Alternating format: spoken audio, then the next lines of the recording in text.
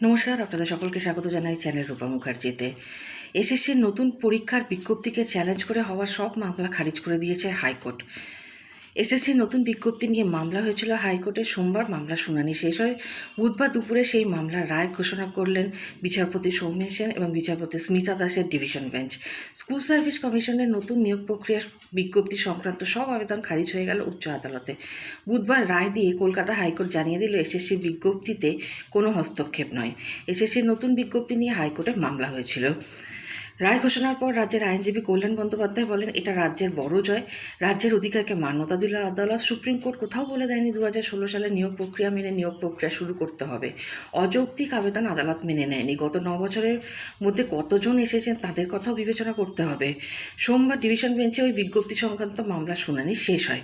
রাজ্যের হয়ে সওয়াল করেন অ্যাডভোকেট জেনারেল কিশোর দত্ত। এসএসসির তরফে ছিলেন আইনজীবী কল্যাণ বন্দ্যোপাধ্যায়। বঞ্চিত চাকরিপ্রার্থীদের আইনজীবী হিসাবে ছিলেন অনিন্দ্য মিত্র এবং বিকাশ রঞ্জন ভট্টাচার্য।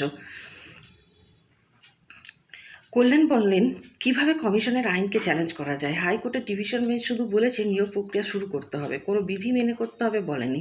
কোথাও বলা আছে 2016 সালের বিধি মেনেই নিয়োগ করতে হবে। এসএসসির তরফে আরও যুক্তি দেওয়া হয়, 2016 সালের বিধি মেনে বয়সে ছাড় দেওয়া কার্যত সম্ভব ছিল না। সুপ্রিম কোর্টের নির্দেশে মান্যতা নিয়ে ওই বিধি সংশোধন করতেই হতো। যদিও মামলাকারীর আইনজীবীরা দাবি করেন, বিধি সংশোধন করা হোক বা না হোক, এসএসসির ভুলেই আজ এই পরিস্থিতি তৈরি হয়েছে। ইচ্ছাকৃতভাবে সুপ্রিম কোর্টের নির্দেশ লঙ্ঘন করা হয়েছে বলে অভিযোগ তোলেন তারা।